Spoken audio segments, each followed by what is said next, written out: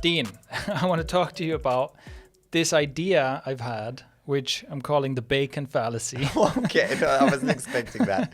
The Bacon Fallacy. Yeah. So this is a story that we tell ourselves that I think is a fallacy. It's like we have a wrong idea in our heads that prevents us from building certain good habits, right?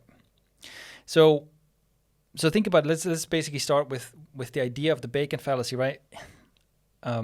So I eat a predominantly plant-based diet. Mm-hmm. And I do that for ethical reasons, but also, a few years ago, I did a lot of research into nutrition, trying to find out what is healthy food actually, right? How do I feed myself healthily? And I came to the conclusion that basically I want to be eating mostly plants for this. Now, when people learn this about me, usually the reaction is something like, oh, I could never do that. Because I couldn't give up on bacon. Yeah, I couldn't give up. And it could be bacon or it could be cheese or whatever. There's going to be some food where it's like, I'm just going to use bacon as an example. Well, here, right? It's a big one. Right, it is. Yeah. So, I could never do that because I couldn't give up on bacon, right? And the thing is, even if the way you eat is healthier, I wouldn't want to do it because I want to enjoy my life. Mm-hmm. And that is the fallacy that I want to pick up on. So, what I mean is that, and we see this same story in many examples. So maybe you hear about the lifestyle of an athlete or a model, or I don't know, you're just someone who's very fit and skinny, and you're like, oh my God, this is what they eat and this is how they train. Oh, I could never do that because I want to enjoy my life. You hear someone saying, oh, I managed to clear my skin. I feel much better. I'm slim. How did you do it? Well, I stopped eating sugar. Oh, I could never do that. Well, no cakes, no pastries. I could never do that because I want to enjoy my life. Okay? And the fallacy is in the because I want to enjoy my life part. So I believe that the mistake we make is that we assume, we make certain assumptions about what it means to enjoy your life. Mm-hmm. Right? Now, look, before we go into this, I'm just curious, have you experienced something similar either from yourself or from other people? Because you've also done things like you've quit alcohol, for example. That's the biggest one that comes to mind. Yeah, is that I can't. Yeah, I don't want to because my life no fun. Life will be boring. Yeah. I want to have fun. That's why I can't stop drinking alcohol. And many other reasons. Yeah. After a year of that, you kind of go, definitely not true. Mm-hmm. And the reverse is true. And I'm sure that's where this is going. Yeah. Well, we'll see, right? Yeah. We'll see. Well, for me, I think it'll be interesting to relate your own experience with quitting alcohol. But I think that's a good one, right? Where same reason, like, well, why don't you want to quit? Well, I want to have fun, and we associate the consumption of alcohol with fun. Mm-hmm. So here's from a human behavior perspective. I want to encourage everyone to think about this from a human behavior perspective. When it comes to habits, so how do we, because these things are a question of habits, right? It's a matter of habits, how you eat, for example. And it's also a question of habits if we think about that, let's say that very fit person who trains hard and doesn't eat certain things and so on. That is also a matter of habits. And habits, what we know from the science of how habits are formed is that there is basically a habit loop. And there's three components to the habit loop. There's the trigger or the cue, right? The thing that triggers a behavior. Then there's the behavior itself. And then there's a reward that reinforces the behavior. Mm-hmm. Okay? And so an example of a habit that we're all very familiar with is the trigger is you feel slightly bored. That cues you into behavior reaching for your phone. Mm-hmm. And you open whatever your app of choice is, you scroll through some feed, you see a nice picture, you tap on a like or whatever, which gives you like a little bit of entertainment, gives you a little bit of relief. That's the reward. Mm-hmm. And because that felt good, next time you feel slightly bored or you're trying to avoid some work or something, the trigger leads to the same behavior, leads to the same reward, and so on and so forth, right? Yeah. And this is true of all habits, right? We have as humans, we have a concept of good habits and bad habits. But like your brain doesn't know that. Your nervous system doesn't know that. Yeah. So the simplest habit loop is you feel hungry, you eat some food, now you don't feel hungry anymore, and it's, tastes good. Mm-hmm. That's it. That's a habit loop, right? Okay, so that's how habit works. Now, the key point here is that there's always a reward. Habits are reinforced via reward. So when someone is doing something that you think is unrewarding, that's a mistaken belief.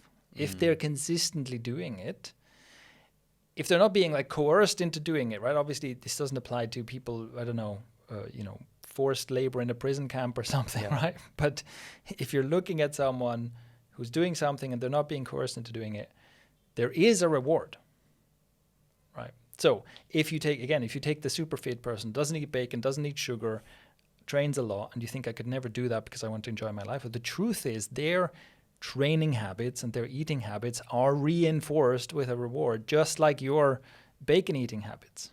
Okay. What are they?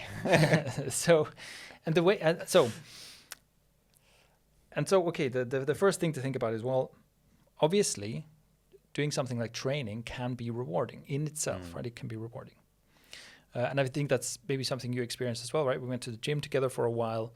How was your experience of that? Like, did you find that activity rewarding in itself right away or after a while, or how was that for you?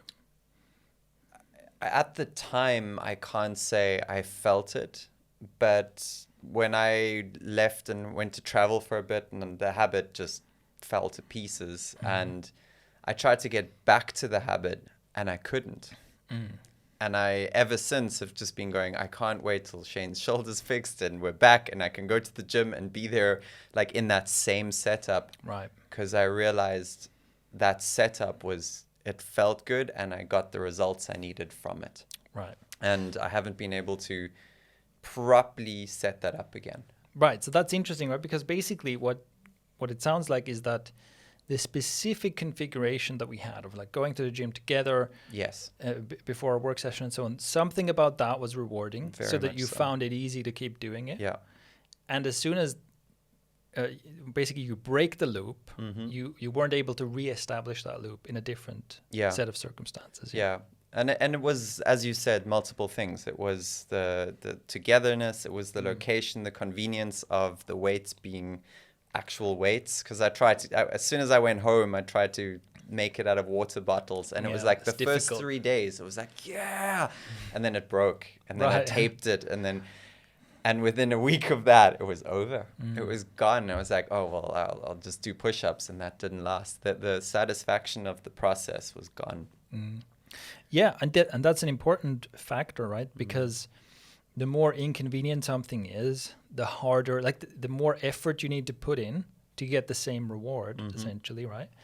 And this is also the reason why I like to go to the gym, even though I have a pretty good home gym, because for me, I can do a 20-minute workout at home, no problem. Beyond that, it becomes difficult. When I'm at a gym where there's way more weights and stuff to do, I can easily do an hour-long workout, right? But again, that's like, it kind of shows the same thing, right? There's something intrinsically rewarding about exercising, but you have to design essentially a habit loop that works for you, where, you have the trigger, you have the behavior, and then it feels rewarding, and that is in balance, right? And for me, a gym makes that easier for long or more intense workouts than just working out at home, even though, of course, in principle, you could just do push-ups and stuff all day, right? Yeah. Anyway, so that's the basic idea of how a habit works. Now, something like a really hard workout can be satisfying and rewarding. And for me personally, I find an intense workout with heavy weights a lot more rewarding than an easier workout, for example. But that also, what this contains is the insight that there's more than one kind of reward. And bacon and sugar and things like that is kind of the fast food version of a reward, right? Yeah. So, and this is I think where the bacon fallacy becomes, it's a problem that's growing in our culture, because our environment is so oversaturated with these very quick, easy, stimulating, highly stimulating rewards. So that's the case with something like bacon or sugar glazed donut or something, right? You bite into it and you have an immediate, like, extreme sensation, and so you have a bit like a short spike of high reward right away. Yeah. And the same is unfortunately true for our, like, information and entertainment environment. Big time. Right? Yeah. So it's very easy now to get this short spike of something that is, like something like TikTok, 10 seconds, which is funny. And then another thing, which is, some sexy girl dancing, right? And it's often like very over the top. So it's not, and so this is what I basically want to lead to, is think about what the difference is between this kind of reward that is like a short spike versus other kinds of reward. So you have, you have something like, again, if we take the TikTok example, right? You have, the sexy girl dancing for 30 seconds, right? It's usually like over the top, right? She's voluptuous, wearing a bikini, doing a very seductive dance for 30 seconds. It's like this strong spike. There's another kind, like the other version of that same thing. That's the fast food version, right? The other version of that is something that's erotic. But that probably takes longer than 30 seconds, right? Something can be subtly erotic. That can be very enjoyable, but it's a different kind of thing, right?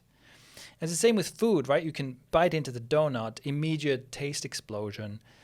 But there's other kinds of food, right? If you go to a super fancy restaurant, you'll probably experience a different kind of enjoyment, right?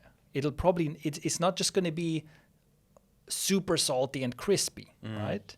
It's not just going to be sugar glazed. Yeah. It's probably going to be more subtle. But it's almost like you have to pay more attention. Whereas you can eat a packet of crisps while you're watching some other stuff. Putting into it, right? Yeah. Whereas if you take the Michelin star meal and you eat it while watching Netflix, it's like you're doing it wrong because you're missing out on the meal. You're not even noticing how great this meal is, right? But again, it's like the slow burn, higher quality version, and nobody would say that a Michelin star meal is somehow inferior to a packet of crisps, right? But it's a different kind of enjoyment. Yeah, there's definitely a time scale there that I see. So the shorter it is, like something immediate, like TikTok it's quick. I can do it for 30 seconds. It seems like the shorter it is, the more addictive or the more accessible it becomes. Sweet, like food is not as quickly as accessible, but it is also fairly quickly accessible. But you can scale that up over longer periods of time too, and it's just as bad. And that's where the alcohol one made sense to me now, because it's not something I'm bored or I've got this, or I need to escape from a bad situation. I've had a long day. It's like you've got to wait till 5 o'clock. But it's the immediateness of the feeling that you get from, I don't know, you drink a couple of things. It's like it's the effect is immediate, and you didn't have to do much. Yeah, and that's what I can see. So yeah, it's the time span of the effect. If you don't put in. Yeah, and of course it's also addictive, right? It's also habit forming by itself, which is an added factor. There's like a boost to the habit formingness of it, right? But I think also with something like alcohol, because it's a consciousness changing substance, and it has a clear taste cue. So when you drink alcohol, you know that you're drinking alcohol. And so even if it doesn't hit you right away, like the high, right, doesn't hit you right away, but you get confirmation that it's coming right away, because of what you're tasting. So even there's this rapid quality to it, I think. And the reward is that it's like the escape, rather than the I'm present. And even I think I actually, now that I think about it, alcohol is a complicated one, right? It is. Because so I also, as a disclaimer, right, I don't drink alcohol. I've never been drunk, so I don't speak of experience here. But how I understand it is that alcohol can be, it can be a social lubricant. And I understand that people want help with that, right? And so it can serve a possibly important role in socialization, but it's just very easy for it to tip over. So in a way, right, possibly the ideal philosopher citizens, let's say, would not eschew alcohol. They would use alcohol, but they would use it in moderation as a social lubricant for that purpose. But what, of course, happens with real people is that, like you said, we use it as an escape because it's easy to keep going. But also, you're upset about things. There's pain in your life that you're trying to get away from. And this thing numbs the pain, right? And then it can turn into this snowball of a bad habit. But this idea of the fast food version of a reward versus let's say the high quality version of the same reward, and probably it's a spectrum, right? It's a spectrum where you can get anything in between. And this is something I really want to encourage people to think about. Like, what are the high quality, like Michelin star kinds of rewarding experiences that you like in your life, that you've experienced? Because I think one of the things that's happening is that we are being distracted away from that kind of reward by all this junk food reward, right? And so to give you some examples for me, so first of all, to go back to the fitness example, right? I find it rewarding to work out. I also know how important working out is for my long-term satisfaction and mental health. So there's also like a long-term slow burn effect. And I noticed that so recently I had an accident, right? And I have had my arm in a sling for 2 months. I haven't been able to work out. And I don't feel like myself now because, I've like shrunk down and just, I'm not embodied. It's like I don't fully live in my body. It just doesn't feel right to me. I think that this is probably not unique to me. I think that a lot of people just don't know what that feels like, right? Like what it feels like to really be in your body, right? So again, this is not an instant satisfaction. I go to the gym once and it's back. It is the way I feel when I'm well trained, when I'm using my body a lot. That is a really slow burn, but deep satisfaction that I get, right? Yeah. Another example I was talking about earlier, the idea, for example, I could never stop eating sugar because I want to have fun, right? Well, a lot of people experience like brain fog based on sugar that goes away when you stop eating sugar, which again, like it's not an immediate satisfaction, but it's just a different way of being. I have a greater mental clarity here. I just feel lighter somehow. It's the complete opposite of the immediate sugar spike, right? Yeah. But it is a form of satisfaction. And it is something that can be very rewarding. And there's countless other examples. Another one for me is, for example, I really enjoy long conversations. And there's something in a long in-person conversation that, you can't get it from other forms of communication. I can be texting with someone all day long, and it's nothing like that. And my concern is that I think, like I said, these short spikes of junk food, of the junk food version of rewards, are displacing other kinds of rewards. Absolutely. I would agree with that. And it's very hard to change that because of the addictive nature of the junk food versions. They're just so easy compared to the other one. Well, it's not to say that the others are hard though. I think it's not like one's easy, one's hard. It's like, no, one's normal and the other one's easy, and that's why I like the way you say it's displacing that out the way. And it's about availability, right? I think this is part of the problem,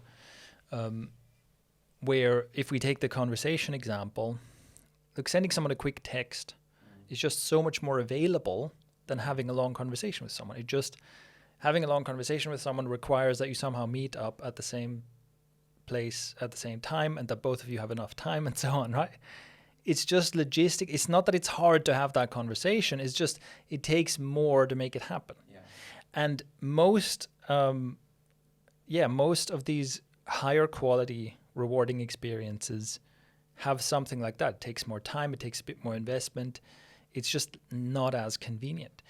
And in the absence of all this quick stimulation, you would be more motivated. You'd find it easier to be like, oh, I'm bored. Let me call some friends or something. Let's hang out, right? Whereas now you're not bored because you're constantly stimulated, right? So to bring that back to where we started, to this whole fallacy of the reason I couldn't do without the bacon, the sugar, the TikTok, the whatever, is because I want to enjoy my life. It's a fallacy because your life might actually be so much more enjoyable on a much deeper level if you, in fact, stop eating bacon and sugar and so on, right? Mm-hmm. And that's what we're missing. We are thinking that this person, I'll just go with the example again, this fit person, this athlete is in great shape and stuff, but look, he's training all the time. He only eats lettuce. This is terrible. We think this is a life of great sacrifice, right? But actually, this person's probably having a great time, right? That's what we don't realize. Yeah. It's like you can replace, sure, yeah, he's not eating cake and stuff, right? But you can replace that kind of pleasure with other kinds of really rewarding experiences that give your life profound quality, right? And again, remember that there's always a reward. There is always a reward. Otherwise, people don't do stuff, right? Unless it's at gunpoint, people don't do stuff that's not rewarding. Yeah. So I think this is like the main message to take away, right? When you catch yourself making that excuse, when you catch yourself saying, well, the reason I don't do this is because it's this great sacrifice and I would suffer if I did it. It's not true. If you see people doing it voluntarily, it is rewarding. Right? That's no, I know firsthand from my experience of that gym. As you said, for me also, I've been a bit out of it because of the travels and whatnot, and I'm not as mentally I don't want to say I'm unhappy, but I'm not as stable or as great as I was. I wasn't walking through life like everything's going to be fine, and it was just such an easy thing to do every day. right. And the reverse is true for the alcohol, which I did 1.5 years absolutely clean. And then in the travels, there was like a little slip up and I slid down to like, oh, wow, this is just destroying my life so quickly. Yeah. That I'm glad that happened because it gave me the perspective of how good my life was without it. Yeah. And I'm really glad that happened because it was like, now I have the proof to myself. Yeah, I've had this experience as well. It's like now, right? Because I haven't been able to train and I'm relatively out of shape. And this experience of, oh my God, this is what it's like. Exactly. Yeah. is kind of shocking, right? Because you also get used to the other thing, of course. But once you've experienced that, what I'm saying is it's very difficult to go back to the quick fix. So it's good to have that in and reverse and then feel it from the other side, because now I know that the quick fix, the cheap fix, the junk food grosses me out, right? Even though I feel the effect or something, it's like, I choose the other. Yeah, and choose the other. Yeah, I think that you can learn to you can basically learn to want the higher quality kind of stuff. Exactly. You can learn to want it. What I mean by that is, again, we often feel like we're just a victim of that. We're just like, oh, I just want bacon and donuts. I can't do anything about it, right? I just have these desires. Yeah. I just want not it. Exactly. You can get to the point where it's just like, I just don't want this, and I can't do anything about it. That's what it feels like, right? And for me, it's similar with basically with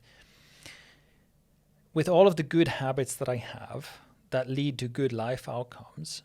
It is the case that I wouldn't want to live without them, right? So, for example, like reading a lot of books, like it's not that I force myself to read a lot of books. If anything, I wish I could read more books, right?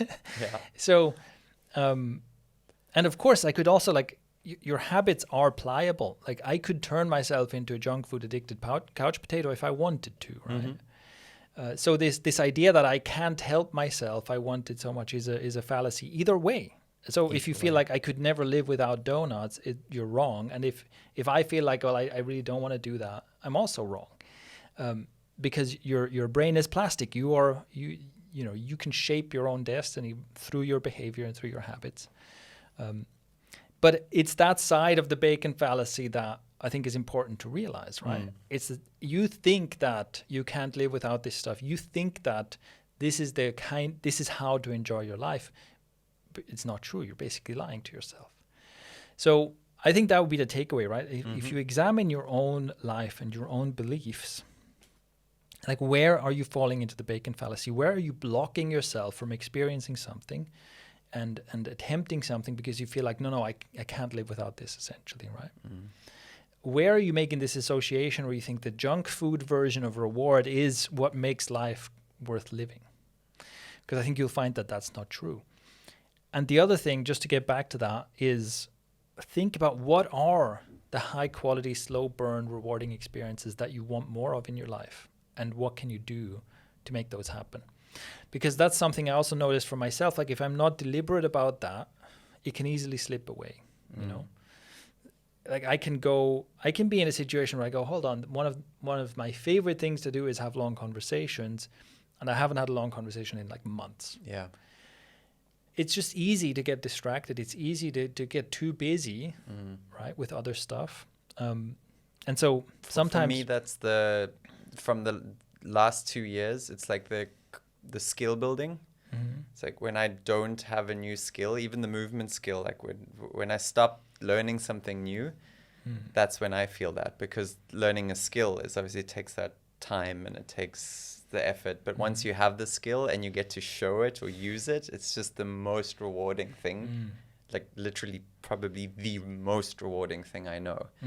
And that is the perfect opposite. So instead of rewarding yourself by you clean the house or watch an episode of Netflix, it's like, no, that's 45 minutes you could learn another skill.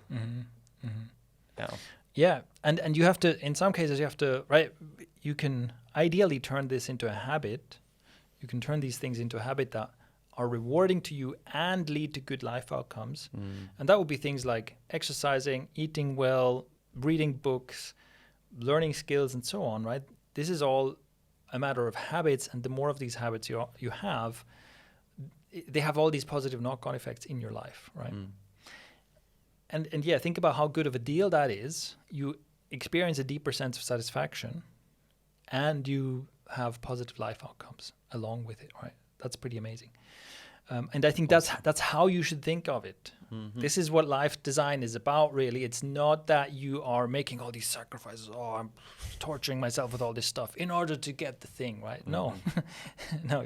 There's a better way, right? But also there are things that you need to cultivate as not to lose them, right? Such as making sure you have these long conversations or whatever it is for you. Yeah. So yeah, that's basically the idea. This is the bacon fallacy. This is what I invite you to think about, and I'd also be interested to hear, any questions about this, any examples of, do you have examples where you have the bacon fallacy in your life, or examples where you've overcome the bacon fallacy? I'd love to know about that. So go ahead and leave a comment. And if you enjoyed this episode, send it to someone who would also enjoy it. And that is all. See you next time. Ciao.